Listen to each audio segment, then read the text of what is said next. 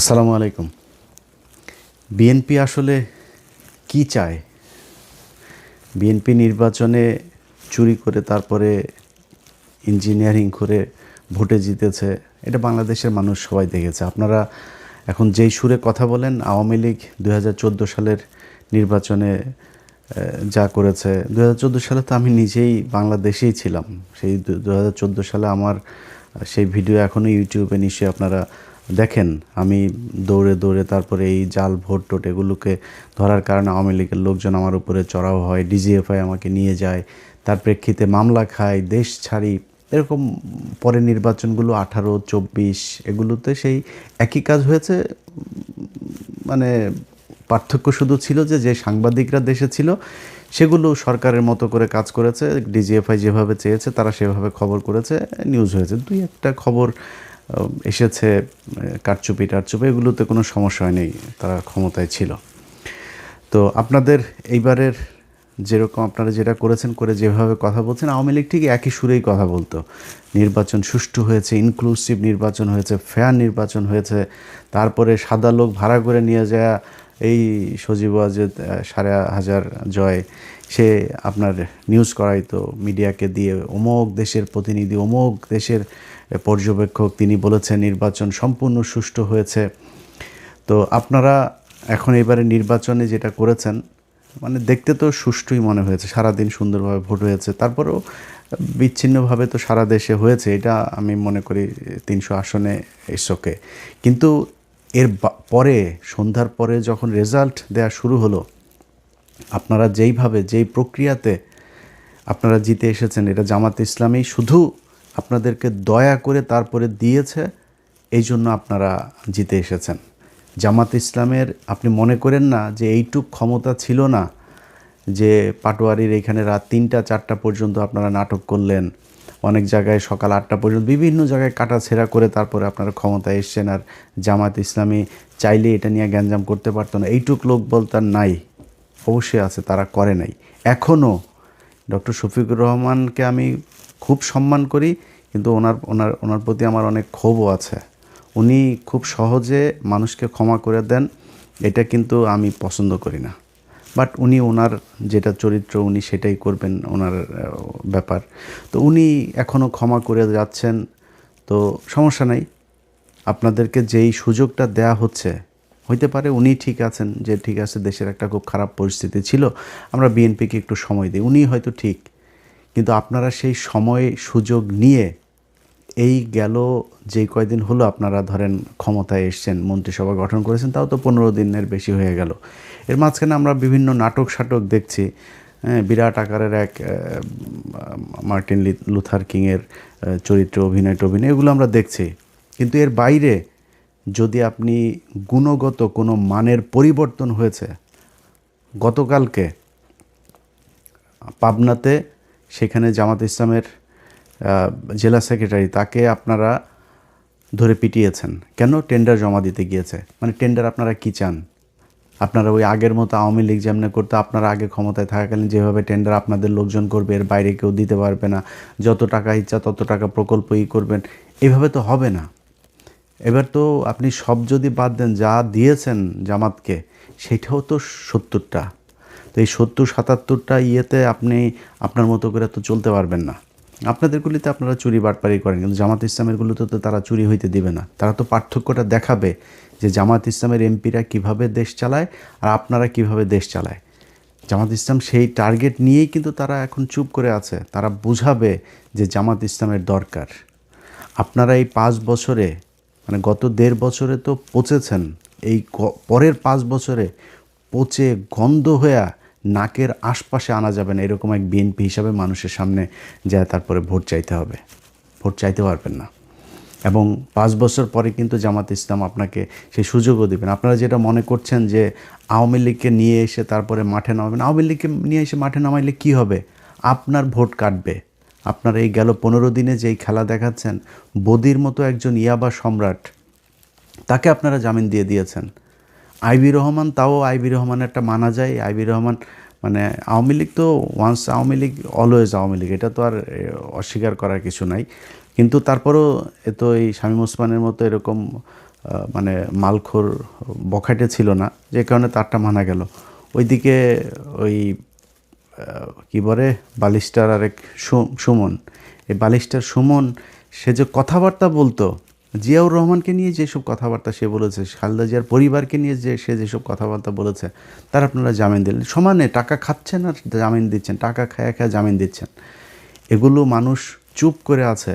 মানুষ তো মানে আমি মনে করি যে ধরেন মানে আমি নিজে ট্রমাতে আছি ভাই, যে কি নির্বাচনের আগে কি ছিল, মানুষ ভোট দিল কোথায় আর ফলাফল গেল কার পক্ষে, নিজেও ট্রমাতে আছি সত্যি কথা। আমার যারা আমাকে যারা ফলো করেন, আমার মতাদর্শের মানুষ যারা, কিংবা জামাত ইসলামের যেসব লোকজন আছে, এনসিপির যেসব লোকজন আছে, সাধারণ মানুষ, swing voter, normal voter, neutral voter, যারা যারা আছে, কেউ মানতে পারে না এটা।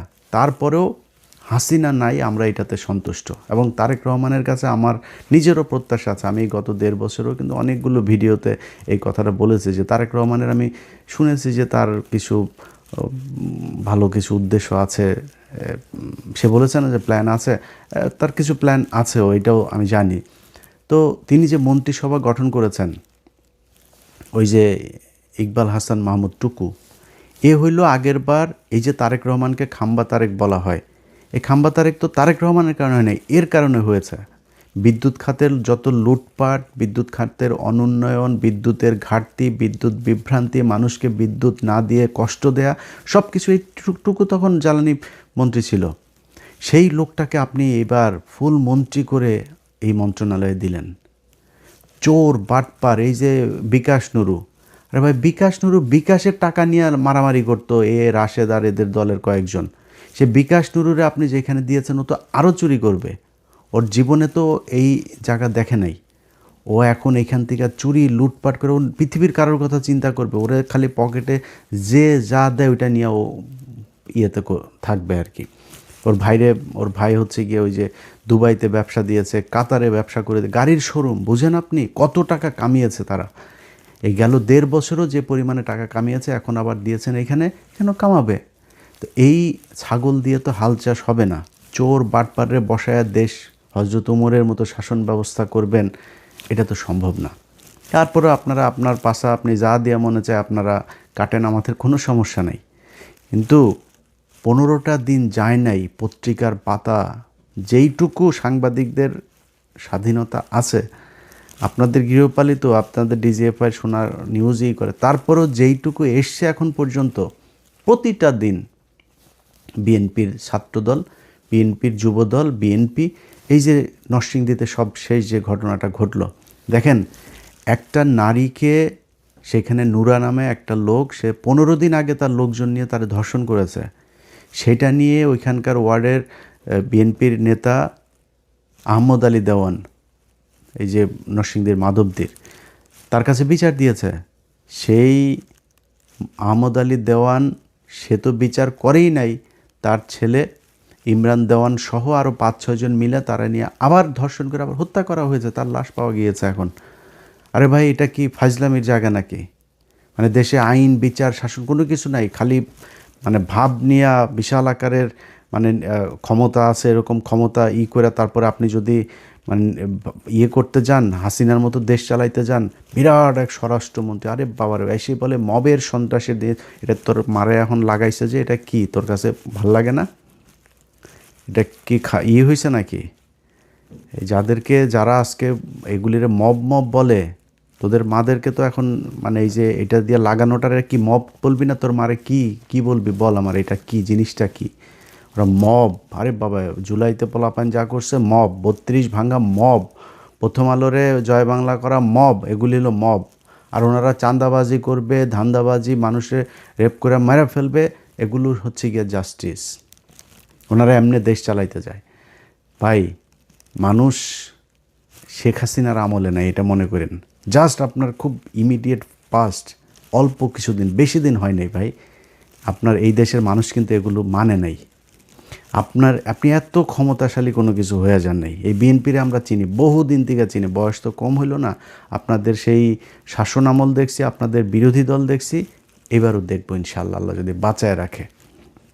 তো আপনারা কি ছিটতে পারেন এক বালুর ট্রাক দিয়ে আমরা দেখছি এই দেশে কত কিছু উল্টায় ফেলতে পারেন আপনারা। এই 28শে অক্টোবর জামাত শিবিরের লোকজনরা আপনারা এখানে মার খাওয়ায় তারপর আপনারা পালাইছিলেন। ইয়ের রাতে আমি নিজে বসা এই ঘটনা তো আমার নিজের চোখে দেখা, আপনার শাপলা চত্বরের ঘটনায় খালেদা জিয়া নিজে ঘোষণা দিয়েছে যে সবাই নেমে আসো। এই আজকে চান্দা আব্বাস নামে নাই, তখনকার সাদেক হোসেন খোকা চান্দা আব্বাস দুইটার মধ্যে ছিল গ্যাঞ্জাম। এই দুই গুতাগুতি করে এও নামে নাই ও নামে নাই, মাঝখান দিয়ে হেফাজতের লোকগুলো মার খেয়েছে। 28শে অক্টোবর 2006 জামাত শিবিরের লোকগুলো সেখানে মার খেয়েছে, ওদেরকে পিটিয়ে তারপরে লাশের উপরে নৃত্য করেছে আওয়ামী লীগ। আমরা বিএনপিরে চিনি না, বিএনপি কত শক্তিশালী। আপনারা জামাত ইসলাম এখন ক্ষমতায় নাই না, ফু দিলে উড়া যাবেন। জামাত যদি ফু দেয় উড়া যাবেন আপনারা। খালি জামাত ইসলাম দায়িত্বশীলতার প্রমাণ দিচ্ছে, তারা দেশে আওয়ামী লীগ ইন্ডিয়ারে আবার ফের সেই জায়গায় আসতে দেন, এই জন্য জামাত ইসলাম চুপ করে আছে। আমার আপনারা যদি সেই আওয়ামী লীগের মতোই করেন, জামাত ইসলাম বেশি দিন চুপ করে থাকবে না। এবং জামাত যদি চুপ করে থাকেও এই দেশের মানুষ কিন্তু চুপ করে থাকবে না, এটা মাথায় রেখেন। অতএব খুব ভালো বলি ভাই, আপনাদেরকে আমরা সময় দিচ্ছি, আমরা কিন্তু সমালোচনা এখন করছি না তেমন একটা। আমরা চাই বিএনপি 5 বছর দেশ চালাক, সুন্দর করে চালাক। বাংলাদেশ তো আর মানে একদম ফেরেস্তা দিয়ে চালানো যাবে না, চুরি বাটপারি করবেন কিন্তু চুরির কথা শুনবেন, শোনার পরে বিচার করবেন না।